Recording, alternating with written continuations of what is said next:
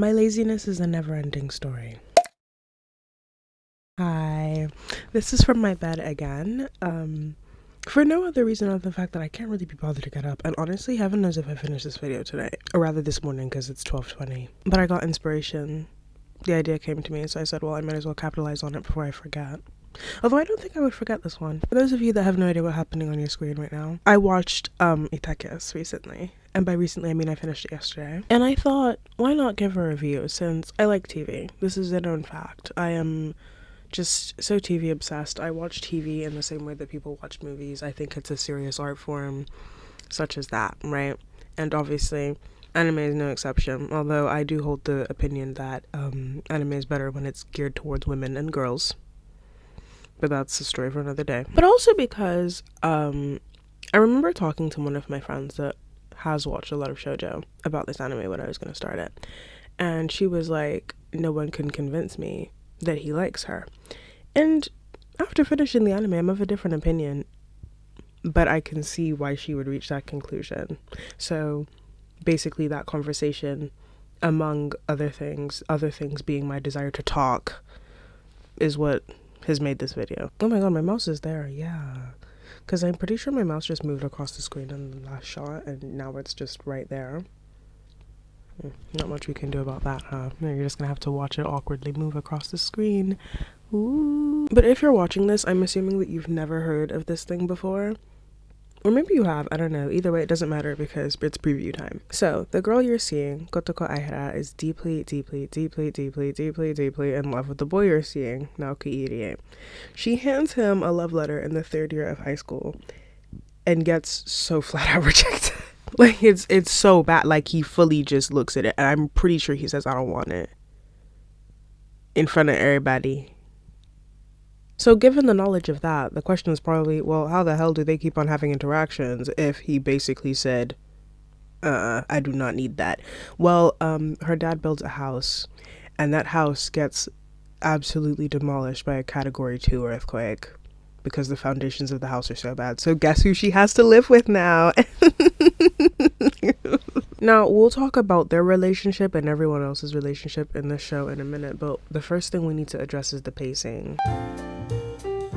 The pacing of this anime is crazy. It's 26 episodes, and in those episodes, she graduates high school. I'm pretty sure she graduates uni, becomes a nurse, graduates nursing school, gets pregnant, and then has that child. And then that child grows up from a baby to like 3.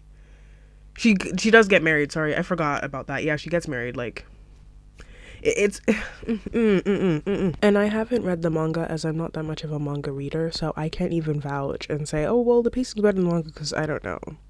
I haven't watched the live dramas either, so I can't really attest to that. The only thing I have is this, which pacing is horrible. So if you're looking for good pacing, don't watch this. And for the characters that aren't in relationships, that being Naoki and Yuki's mom, Aihara's dad, Naoki and Yuki's dad, and all of Aihara's many friends.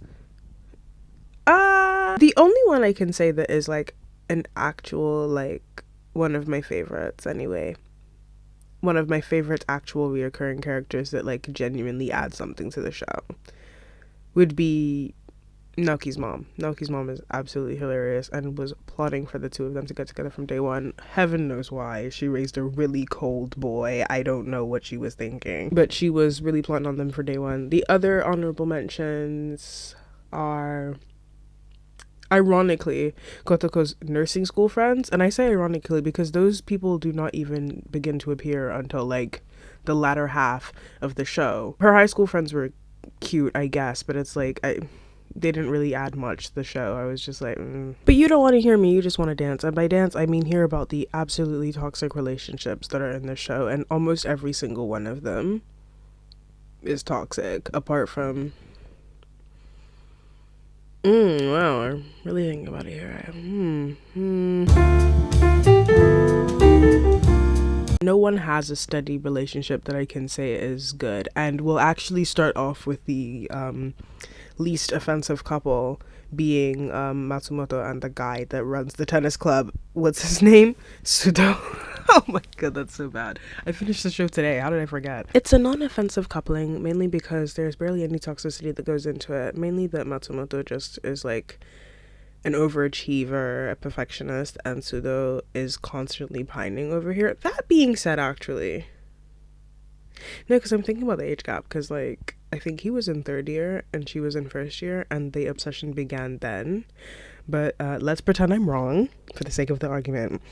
There's no real toxicity between them apart from a certain scene, and we'll discuss that after we discuss relationships. My mouse was on screen again. From now on, if it's there, just ignore it, pretend it's not there, or if you can't, just say it adds to the charm. The second least offensive would be Kinosuke and Christine Robbins. Christine Robbins, our token foreign girl. We love her.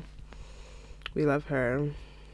I didn't love each scene that she was in, though. Oh my goodness. I don't ever want to hear English in anime ever again. They're the second least toxic because nothing particularly horrible happens to the both of them. They don't treat each other horribly, but Kinosuke does get with Christine almost as a borderline rebound from being rejected by Kotoko, who he's loved for like 5 years. Exaggeration, 3 years, but like still, you get my point. Like it's cute and all, and it's adorable when Christine's mom like approves of him, but it's like you were in love with Kotoko for so long, and even sometimes you still feel the need to show up Naoki, and I'm like, where's that come from? Does that come from your pride as a man, or does that come from jealousy? And now we start talking about the real meat and potatoes, which is the main couple, Naoki and Kotoko. Okay, now I'm just gonna get this hot take out from the gate. Naoki does love Kotoko. He does. It's just that he's emotionally stunted and has made absolutely zero effort to work through that emotional stunts, because he's like, well, my brain is so big. Why do I need to work through emotions and feelings and how to treat people like people? So while he does show signs of caring for her,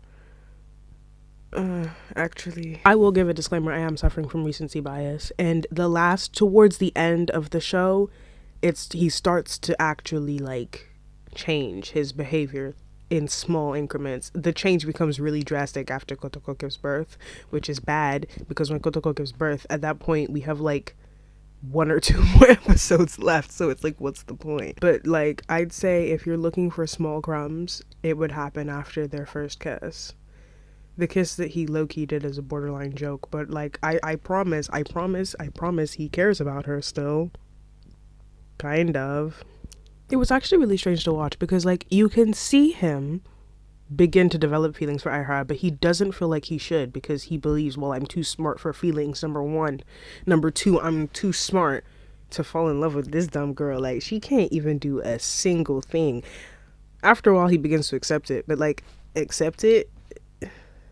Boss up. Like, what the hell is going on? The evidence of him not being able to process emotions is especially like shown in the episode where he gets jealous over Kotoko's fellow nursing student like being in love with her.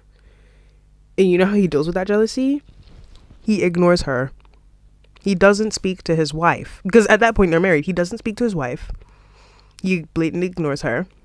You know what she does? Runs back like a fool. I can't even say like a fool, because at that point they're married. What the hell is she supposed to do? Like, is she supposed to run? She's supposed to divorce him? Please. Rank got so serious I forgot how to speak English. Though I think it's after that episode that he actually begins to change, like, properly, because like he did realize that like that was not an okay thing to do. Shouldn't have taken him that long, but anyway. And now we could move on to thing that reoccurs and a theme that just completely takes over this show. The slapping. Yeah, you heard me right. Women get slapped. Like, okay, I say women. It's mainly Kotoko and then Matsumoto at one point. I don't understand what it is with the casual striking of women. I don't understand that. Like, are we encouraging domestics? Mind you, itakiss is low-key for like kids-ish, at least young girls. So I'm not really sure what that was about. And that moves on to the second worrying thing. The overarching theme of this show is that the women chase the men and the men are the prize. if you're a modern woman, this is a great message for you. You are going to love this. I am not a modern woman. I mean, I am, but like, I feel like I've said this before in this regard.